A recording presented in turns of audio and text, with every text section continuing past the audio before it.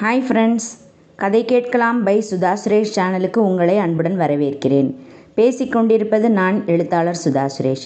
இன்றைக்கி நம்ம சேனலில் நாம் பார்க்க போகிறது கொல்லாதே காதலியே கதையின் அடுத்த 2 அத்தியாயங்கள். வாங்க நாம் இப்போ கதைக்குள்ளே போகலாம். அத்தியாயம் 15. பிந்து வீட்டிற்கு வந்த பிறகும் முகிலன் அவளுடைய நினைவிலேயே இருந்து அவளை படாத பாடுபடுத்தினான். அதற்கு மேலும் தாங்கிக் கொள்ள இயலாதவளாய் தன் அலைபேசியை எடுத்து அவனுடைய எண்ணை அழுத்தினாள். மறுமுனையில் அவன் எடுத்ததும் ஹலோ என்றாள் பிந்து. ஹலோ, ஹூ இஸ் திஸ் என்றான் முகிலன்.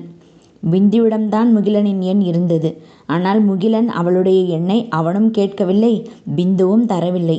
அதனால் அது பிந்துவின் எண் என்று முகிலனுக்கு தெரிந்திருக்க வாய்ப்பில்லை தான் என்கிற யோசனையில், ஹலோ முகிலன், நான் பிந்து பேசுகிறேன் என்றாள் மெல்லிய குரலில். ஓ பிந்து, நீங்களா? இப்போ கொஞ்ச நேரம் முன்னாடி தானே பார்த்தோம். வீட்டுக்கு வந்து 1 மணி நேரம் கூட ஆகலை, அதுக்குள்ளே கால் பண்ணியிருக்கீங்களே என்று மறுமுனையில் ஆச்சரியமாக கேட்டான் முகிலன். முகிலன், நான் உங்ககிட்ட ஒரு விஷயம் சொல்லணும் என்றாள் தயக்கமாக. ஓஎஸ், சொல்லுங்க பிந்து, என்ன விஷயம்? அது வந்து ஐ லவ் யூ முகிலன். நான் எப்போ உங்கள் பக்கத்திலே இருக்கணும்னு ஆசைப்பட்றேன் என்று அவசரமாக சொல்லிவிட்டு சட்டென்று அழைப்பை துண்டித்தாள். அதற்குள் அவளுடைய இதயம் படபடவென்று அடித்தது. கையெல்லாம் ஏர்த்திருந்தது. தான் செய்தது சரியா தவறா என்று அவளுக்கு குழப்பமாகவும் பயமாகவும் இருந்தது. முகிலன் தன்னை தவறாக எண்ணி விடுவானோ? தன் மனதில் இருப்பதை சொல்லாமல் இருந்திருக்கலாமோ? இப்படி யோசித்து யோசித்து அந்த யோசனை தந்த பயத்தில் அவளுக்கு அழுகையே வந்துவிடும் போல் இருந்தது. கையை பிசைந்து கொண்டு அமர்ந்திருந்தாள். அப்போது அவளுடைய அலைபேசியில் மணி அடிக்கவும் யாரென்று அவசரமாக எடுத்து பார்த்தாள். டிஸ்பிளே அழைத்தது முகிலன் என்று காட்டவே அவளுடைய இதய துடிப்பு இன்னமும் பன்மடங்கு எகிரியது. என்ன சொல்லப் போகிறான்? தன்னை கேவலமாக பேசிவிட்டால் என்ன செய்வது? எடுக்கலாமா வேண்டாமா என்று யோசித்து முடிப்பதற்குள் அது நின்று போனது. அப்பாடா என்று மனம் நிம்மதி அடைவதற்குள் மீண்டும் ஒலிக்க ஆரம்பித்தது அவளுடைய அலைபேசி. வேறு வழியின்றி தயக்கத்துடன் எடுத்து காதில் வைத்தாள். ஹலோ. அவளுடைய குரல் அவளுக்கே கேட்கவில்லை. ஆனால் முகிலனோ மிகவும் உற்சாகமாக பேசினான். பிந்து, right now I am so happy பிந்து. நானே இதை உன்கிட்ட சொல்லணும்னு இருந்தேன், பட் நீ முந்திட்ட. Anyhow, no problem. இதுவும் நல்லா தான் இருக்குது. இப்போ நான் சொல்ல போகிறேன் என்னோட காதலை என்று படபடவென்று பேசினான். அவளுக்கு இதயம் மேலும் துடிக்க ஆரம்பித்தது. அது துடிக்கும் சத்தம் அவளுக்கே கேட்டது. ஐ லவ் யூ பிந்து. அவன் சொல்ல சொல்ல காதினில் தேன் பாய்ந்தது போல் இருந்தது பிந்துவுக்கு. அவளுக்கு வார்த்தைகளே வரவில்லை. என்ன பேசுவதென்று தெரியாமல் மௌனம் காத்தாள். ஹே பிந்து, ஆர் யூ தேர்? என்ன பதிலையே காணா? லைனில் இருக்கல்ல? இருக்கேன். அப்போ ஏன் பதிலே பேசாமல் அமைதியாக இருக்க? I love you baby. இல்லை, என்ன பேசுகிறதுன்னு தெரியலை. ஓ, வெக்கமா? ஐயோ, மிஸ் பண்ணிட்டேனே. நேரில் சொல்லியிருந்தா உன் வெக்கத்தை பார்த்து ரசிச்சிருக்கலாமே. வீடியோ காலில் வேணால் வரட்டுமா? ஐயோ, வேண்டாம் வேண்டாம். சரி சரி, ஓகே பிந்து, கூல் டியர். நாம் அப்புறம் எப்போ சந்திக்கலாம்? நீங்களே சொல்லுங்கள். சரி, நான் கால் பண்ணுறேன் அப்புறம், சரியா? சரி, இப்போ வைக்கட்டுமா? பாய், ஸ்வீட் ட்ரீம்ஸ். பாய் முகில். அன்றிலிருந்து இருவரும் வாரம் தவறாமல் சந்தித்து கொண்டார்கள். மறுபுறம் சென்னை மாநகரத்தில் விஜயும் நிகிதாவும் காவல் நிலையத்தை அடையும் போது காலை மணி 10:30. இன்ஸ்பெக்டர் நவநீத கிருஷ்ணன் அவர்களுடைய வருகைக்காகவே காத்திருந்தார். அவருடைய முகத்தில் யோசனையின் ரேகைகள் வரி வரியாக தென்பட்டன. இவர்களை கண்டதும் முகம் மலர்ந்தார். வாங்க விஜய், வாங்க நிகிதா. குட் மார்னிங் சார், எப்படி இருக்கீங்க? உட்காருங்க விஜய். இந்த கேஸ் தான் இழுத்து அடிக்குதே, நல்லா இருக்க விடுவேனாங்குது.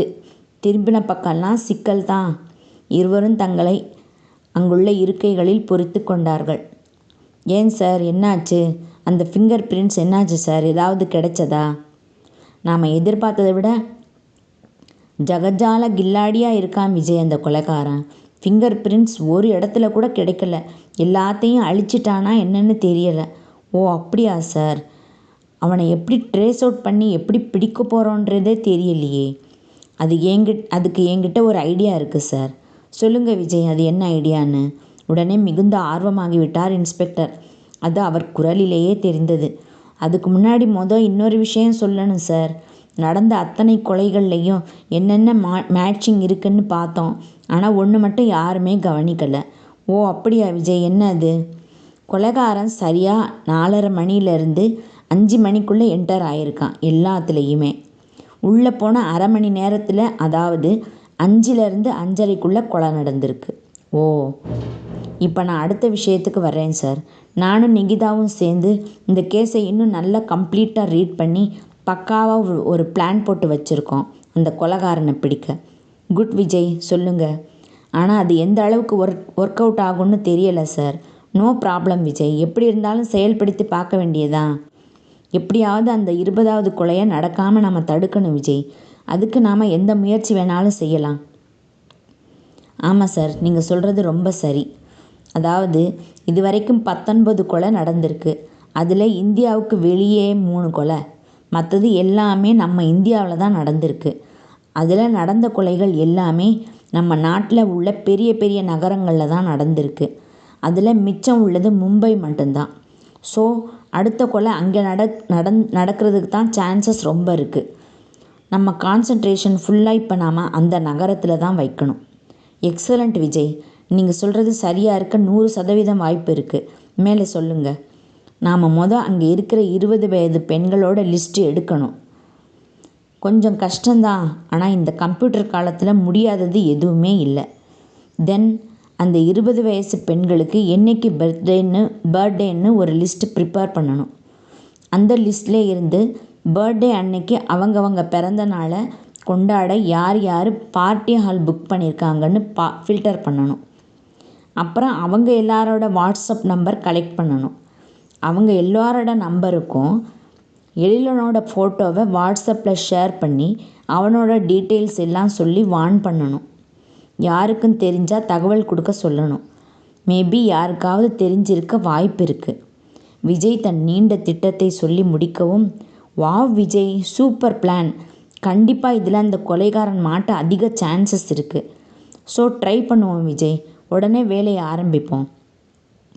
தேங்க்யூ சார், இந்த யோசனையை நீங்கள் ஏற்றுக்கிட்டதுக்கு ரொம்ப தேங்க்ஸ். அப்புறம் விஜய், என்னவோ நடந்த கொலைகள் சம்பந்தமாக ஒரு முக்கியமான தடயம் கிடைச்சிருக்குன்னு சொன்னீங்களே விஜய்? ஆமாம் சார், வெரி இம்பார்ட்டண்ட். தான் கண்டுபிடித்ததை சொல்ல ஆரம்பித்தான் விஜய். அத்தியாயம் 16. பிந்துவும் முகிலனும் ஒருவரை ஒருவர் காதலிக்க ஆரம்பித்த பிறகு வாரம் தவறாமல் வெளியே சென்று வந்தனர்.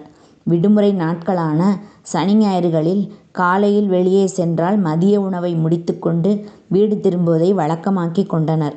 அன்று சனிக்கிழமை காலை கோயிலுக்கு சென்றிருந்தனர்.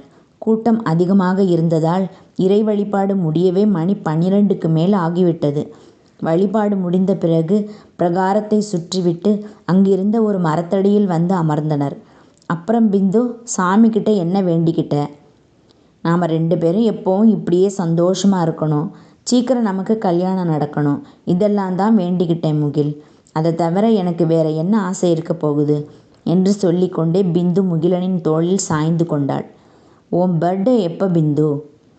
அதுக்கு இன்னும் 2 மாதம் இருக்குது முகில். ஏன் கேட்குறீங்க? முகிலனின் முகம் சட்டென்று மாறியது. இல்லை, சும்மா தான் கேட்டேன். இன்னும் 2 மாதம் இருக்கா? அது சரி, நீங்கள் என்ன வேண்டிக்கிட்டீங்க சாமிக்கிட்ட? கொஞ்சம் தடுமாறினான் முகிலன். என்ன கேட்ட? இல்லை, நீங்கள் என்ன சொல்லி வேண்டினீங்கன்னு கேட்டேன். நானும் அதைத்தான் நினச்சேன் பிந்து. நமக்கு சீக்கிரம் கல்யாணம் ஆகணும், நீ எப்போவும் என் கூடவே இருக்கணும். இப்போதைக்கு என்னோட ஆசை இதுதான். அவனுடைய தோளில் சாய்ந்து இருந்தவள் மேலும் அவனிடம் ஒட்டி கொண்டு அவனுடைய கைகளை தன் கையால் வளைத்து கொண்டாள். நாம் எப்போ கல்யாணம் பண்ணலாம் முகில்? ப்ளீஸ் சீக்கிரம் அரேஞ்ச் பண்ணுங்க. அதுதான் நான் ஏற்கனவே சொன்னேன்ல பிந்து, என் அப்பாவும் அம்மாவும் அமெரிக்காவில் இருக்காங்க. நான் கூடிய சீக்கிரம் அங்கே போய் விவரத்தை சொல்லி அவங்களோட ஒப்புதலையும் வாங்கிட்டு அப்படியே அவங்கள என் கூடவே அழைச்சிட்டு வர்றேன். அப்புறம் என்ன வந்த உடனே டும் தான். ஓகே? ஓகே. நீங்கள் எப்போ ஊருக்கு போக போகிறீங்க? அப்போ நான் மட்டும் தனியாக இருக்கணுமா நீங்கள் வர்ற வரைக்கும்? எனக்கு இங்கே ஒரு முக்கியமான வேலை முடிக்க வேண்டியது இருக்குது. முடிஞ்சிருச்சுன்னா உடனே கிளம்ப வேண்டியதுதான் பிந்து. ஜஸ்ட் 1 வீக் பேபி, நான் வந்துடுவேன். எனக்கு மட்டும் உன்னை பிரிஞ்சு ரொம்ப நாள் இருக்க முடியுமா என்ன? பிந்து அவன் கண்களையே ஆழமாக பார்த்தாள். அவளுடைய அந்த பார்வை அவனை என்னவோ செய்தது. என்ன பிந்து, ஏன் இப்படி பார்க்குற? நமக்கு கல்யாணம் ஆனப்புறம் நாம் சீக்கிரமாகவே குழந்தைய பெற்றுக்கணும் முகில். உங்களை மாதிரியே ஒரு பையன். நினச்சி பாருங்க, எவ்வளோ அழகாக இருக்குது. முகிலனுக்கும் அந்த காட்சி அப்படியே நிழலாடியது மனதில். இருவரும் கையில் அழகான குழந்தையுடன் குழந்தை கண்களை மூடி தூங்கியிருக்க கனவு வந்திருக்கும் போலும். தன் பொக்கை வாய் திறந்து சிரித்தான் குழந்தை. அந்த காட்சி இருவருக்கும் ஒரு மாதிரியான வித்தியாசமான பரவசமான ஒரு உணர்வை கொடுக்க தங்களையே மறந்த நிலையில் அமர்ந்திருந்தனர் இருவரும். முகில், இதெல்லாம் கண்டிப்பாக நடக்கும்ல? அவள் கண்களில் கண்ணீர் வழிந்தது. ஏய் பிந்து, ஏன் அழற? ப்ளீஸ் அழாத. இல்லை முகில், என் அப்பா அம்மா தங்கச்சி 3 பேரும் ஒரே நேரத்தில் என்னை விட்டு போனப்புறம் வீட்டில் நான் மட்டும் தனியாக யாரும் இல்லாத அனாதையாக எத்தனை நாள் அழுதுட்டு உட்கார்ந்துருந்தேன் தெரியுமா? இப்போ கொஞ்ச நாளாக நீங்கள் வந்தப்புறம்தான் அந்த தனிமை என்னை விட்டு போயிருக்கு. இப்போ தான் நான் கொஞ்சமாவது சந்தோஷமாக இருக்கேன். இந்த சந்தோஷம் என்னை விட்டு போயிடாதுல்ல? அவள் கண்களில் இருந்து கண்ணீர் ஆறாய் ஓடியது. முகிலன் நிலை குலைந்து போய்விட்டான். அவள் கண்ணீரில் கரைந்து உருகி போய்விட்டான். ஏய் பிந்து, கூல் டியர், ஏன் இப்படி பேசுகிற? நீ அலறது எனக்கு மனசுக்கு ரொம்ப கஷ்டமாக இருக்குது. இன்னொரு தடவை இப்படி அனாதை அது இதுன்னு எல்லாம் பேசாத ப்ளீஸ். அவள் கண்ணீரை துடைத்து விட்டான். தன் மார்பில் அவளை சாய்த்து கொண்டு அவள் முகவாயை தொட்டு நிமிர்த்தி, எங்கே சிரி பார்ப்போம். கண்ணீரை துடைத்து கொண்டு சிரித்தாள். குட் கேர்ள், இப்போ எவ்வளவு அழகாக இருக்கு பாரு. முகில், உங்கள் அப்பாவும் அம்மாவும் கல்யாணத்துக்கு ஒத்துப்பாங்கல்ல? அவங்க ஒரு வேளை என்னை வேண்டான்னு சொல்லிட்டா ரொம்ப பயமாக இருக்கு எனக்கு. அதெல்லாம் நீ நினைக்கிற மாதிரி எல்லாம் ஒன்றுமே ஆகாது. எல்லாம் நல்லபடியாக நடக்கும். ப்ராமிஸ்? சிறு குழந்தை போல் கேட்டாள். ப்ராமிஸ். சரி பிந்து, நாம் கிளம்பலாமா? இருவரும் எழுந்து கொண்டார்கள். அது சரி, நாளைக்கு எங்கே போகலாம்? நாம் காலையில் 9 மணிக்கு ரெடியாரு, நான் வந்து பிக்கப் பண்ணிக்கிறேன். சொல்ல மறந்துட்டேன் முகில், நாளைக்கு காலையில் என் ஃப்ரெண்டோட மேரேஜுக்கு போகணும். நாம் ஈவினிங் வெளியே போகலாமே? வேண்டாம் வேண்டாம், ஈவினிங் எல்லாம் எனக்கு தோதுப்படாது பிந்து. அவசரமாக பதட்டத்துடன் சொன்னான் முகிலன். அவனுடைய பதட்டமும் அவசரமும் வித்தியாசமாக படவே அவனையே கூர்ந்து ஆச்சரியமாக பார்த்தாள் பிந்து. இடம் சென்னை. விஜயும் நிகிதாவும் போலீஸ் ஸ்டேஷனில் இன்ஸ்பெக்டர் நவநீத கிருஷ்ணனுடன் பேசி கொண்டிருந்தனர். நடந்த கொலைகளில் தான் துப்பறிந்த ஒரு மிக முக்கியமான தகவலை பற்றி கூறிக்கொண்டிருந்தான் விஜய். எஸ் இன்ஸ்பெக்டர், நாங்கள் இன்வெஸ்டிகேட் பண்ணதில் ஒரு முக்கியமான, அதே சமயத்தில் ரொம்ப வித்தியாசமான ஒரு தகவல் கிடைச்சிருக்கு. யோசிச்சு பார்த்தா இது உண்மையாக இருக்குமா, இப்படியெல்லாம் கூட நடக்குமா அப்படின்னு டவுட்டாக இருக்குது. நம்பவே முடியாத ஒரு விஷயமா இருக்குது, ரொம்ப குழப்பமாகவும் இருக்குது என்று அடுக்கிக் கொண்டே போனான் விஜய். அதற்குள் குறுக்கிட்ட இன்ஸ்பெக்டர், என்ன விஜய், இவ்வளோ பலமான பீடிகையோடு ஆரம்பிக்கிறீங்க? அப்படி என்ன விஷயம்? சஸ்பென்ஸ் வைக்காமல் கொஞ்சம் சீக்கிரம் சொல்கிறீங்களா? சொல்கிறேன் சார். நீங்கள் முழுசாக இதை கேட்டிங்கன்னா நீங்களும் நான் சொல்கிறத தான் சொல்வீங்க. ஓ, வெரி எக்ஸைட்டிங். மேலும் ஆர்வமானார் இன்ஸ்பெக்டர். பட் இது உண்மையாக இருக்கிற பட்சத்தில் 2 விஷயம் நமக்கு ப்ரூவ் ஆகும். என்ன சொல்கிறீங்க விஜய்? என்ன அந்த 2 விஷயம்? ஒன்று, இந்த கொலையெல்லாம் பண்ணது நம்மளை போன்ற ஒரு சாதாரண மனுஷன் கிடையாதுன்னு நாம் சந்தேகப்பட்டது உண்மையாகும். இன்னொன்று, அந்த கொலைகாரன் கொலை நடந்த அறையை விட்டு வெளியே வராமல் எப்படி தப்பிச்சான்றது நமக்கு தெரிஞ்சிடும். Oh, is it something very interesting Vijay. சீக்கிரமாக விஷயத்தை சொல்லுங்கள். நீங்கள் வேற ஏன் விஜய் இப்படி சாரை போட்டு படுத்துறீங்க? அது என்னன்னு சொன்னாதான் என்னவா என்று சிரித்து கொண்டே கேட்டாள் நிகிதா. பாத்தியாமா உன் புருஷனை என்ன சேட்டை பண்ணுறாருன்னு? என் அவஸ்தை அவருக்கு வேடிக்கையாக இருக்குது. என்ன விஜய், இல்லையா? நான் சொல்கிறது சரிதானே? சார், நான் இப்போ சொல்லத்தானே வந்தேன். நீங்கள் 2 பேரும் தான் இப்போ டிஸ்டர்ப் பண்ணுறீங்க. சரி விஜய், சொல்லுங்கள், நாங்கள் பேசலை. ஹோட்டல் ராஜாத்தியில் ஒரு கொலை நடந்ததில்ல? அந்த ஹோட்டலுக்கு எதிரில் அதே உயரத்தில் ஒரு பில்டிங் இருக்குது. அங்கே போய் விசாரித்தா ஏதாவது குழு கிடைக்கலான்னு அங்கே போனோம் நாங்கள். அங்கே கடைசியில் மொட்டை மாடி இருக்குது. அங்கே அப்பப்போ சினிமா ஷூட்டிங் எல்லாம் நடக்குமா. அன்னைக்கு நம்ம நல்ல நேரமோ என்னவோ கொலை நடந்த அன்னைக்கு ஷூட்டிங் நடந்திருக்கு. அங்கேருந்து பார்த்தா எதிரில் இருக்கிற ஹோட்டலரை ரொம்ப நல்லாவே தெரியுது. ஸோ என்று சொல்லிவிட்டு நிறுத்தினான் விஜய். மிகவும் ஆர்வமாகவும் உன்னிப்பாகவும் கேட்டுக்கொண்டிருந்தார் இன்ஸ்பெக்டர். மேலே சொல்லுங்க விஜய். கொலையை யாராவது நேரில் பார்த்துருக்காங்களா? இல்லை சார். வேறு என்னவாக இருக்கும்? தீவிரமாக யோசித்தார் இன்ஸ்பெக்டர் நவநீத கிருஷ்ணன். அது என்னவென்று அடுத்த அத்தியாயத்தில் பார்ப்போம் மக்களே. என்ன ஃப்ரெண்ட்ஸ், இந்த பகுதி உங்களுக்கு பிடிச்சிருந்தா லைக் பண்ணுங்கள், கமெண்ட் பண்ணுங்கள், ஷேர் பண்ணுங்கள், மறக்காமல் சப்ஸ்கிரைப் பண்ணுங்கள். நான் அடுத்த 2 அத்தியாயங்களோட சீக்கிரமாக உங்களை சந்திக்கிறேன். பாய்.